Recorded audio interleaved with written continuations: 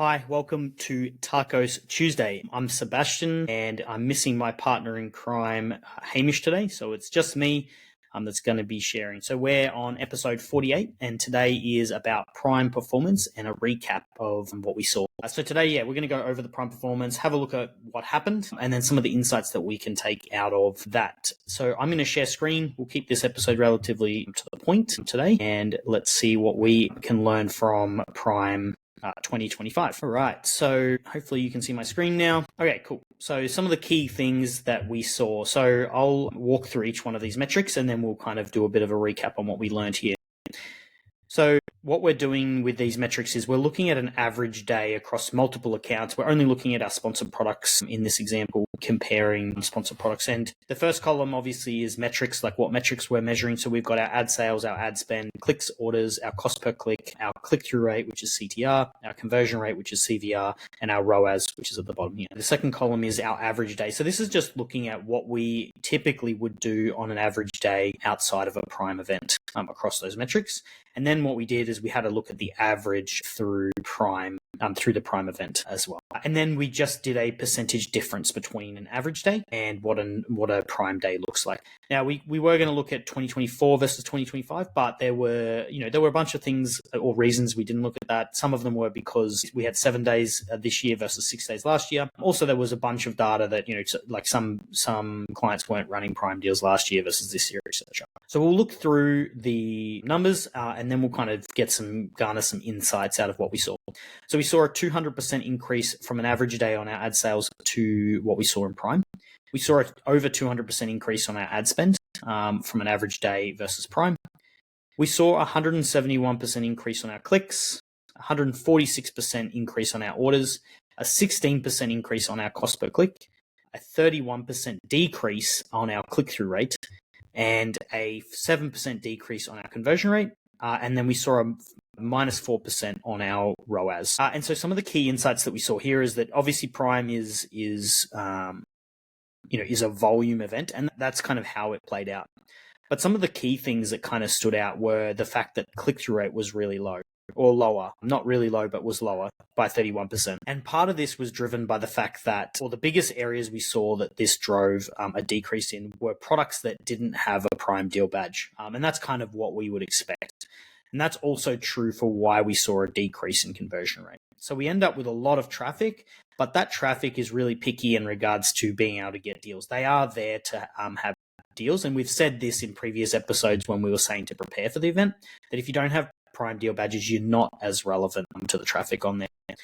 So one of the key lessons we learnt was that, and this is pretty straightforward, but obviously advertising products that have the prime deal badge is essential, mainly because the shoppers that are coming through are really looking for those deals. And that was really evident in the data that we were looking at here from a conversion rate and from a click-through rate point of view. Interestingly, conversion rate was only down by 7%. Part of that's probably because of our portfolio makeup. We have a lot of strong brands, and so we probably would have seen a bigger drop-off without the strength of the brand names. But the click-through rate was pretty telling to see a 31%. So we didn't even get the click into the listing when we didn't have that prime deal badge. The other thing that we saw was an increase in cost per click. So a 16% increase in our cost per click, which is the CPC here, 92 cents to $1.07. So obviously it goes without saying it becomes more expensive to advertise on Amazon through Prime. And that's, in general, that's fine. But we did see with that increased cost per click, we did see our return on our advertising spend decrease by 4%. And that's because our CPC went up, but our conversion rate went down. So when your click-through rate's going up and your conversion rate's going down,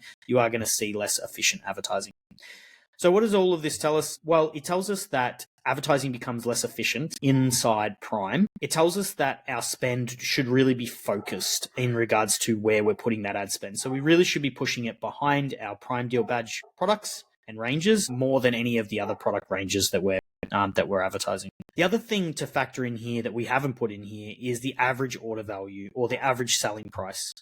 So the average selling price will be coming down because you're offering discounts. So I think you've got to be offering something like a 20% off discount through Prime. So our ROAS was down and our average selling price is down, which means that the profitability on those ads was down. So why that's important is that if you're only a one-time purchase, then you need to be okay with the margin that you're making out of that ad sale. Otherwise, you need to be reducing your ad spend in order to maintain your profitability through those key events. Unless you're using it for, like, say you've got a new product and it's, you're trying to get a lot of reviews and things like that, so you're not as concerned about profitability.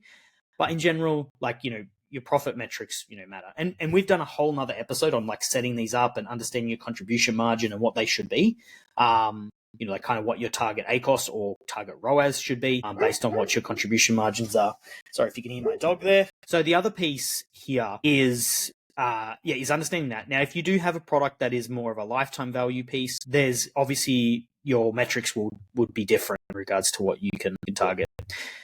So they're the learnings that we have out of the event. So some key things there. Advertising is out of the Prime event is that it's a high volume event with increased cost per clicks. So advertising is less efficient and a lower ROAS or return on your advertising spend. So, but the volume is up significantly, up 200%. So understanding that and making those adjustments to next year's Prime or this year's Black Friday, Cyber Monday, because it'll follow a similar pattern, will help you set up advertising strategies that make sense for Prime, depending on what your product is, whether it's a one-time purchase or whether it's a repeat purchase type product. A few other things to note that were important or interesting is that generally the conversion rate and click-through rate were the strongest on the first and last day, which kind of aligns with, if you go back to our previous episodes, we had conversations about that you should spend majority of your budget on the first day and then the second amount or most amount on the last day. And that's how we saw it play out. First and last day were where most of the traffic and the high intent shoppers were compared to the middle period of the Prime event. And I think actually the last day outperformed the first day. So there's some insight there as well. That's really a wrap on the Prime recap. Hopefully that was insightful for you guys, showing you this data, and hopefully it helps you guys understand what kind of advertising strategy you need to set up for Prime events. It's not just about increasing bids and spending more ad spend. It's about strategically spending your ad spend where you know what your objectives are, and factoring in the fact that you are giving a 20% off price. So your contribution margin and your target objectives are going to be different. That's a wrap. Thanks so much for listening. It's a short one today. My partner in crime, Hamish, will be back next week. Please like and subscribe. That helps us do more and more of this content. And thank you all so much for being with me today. Cheers.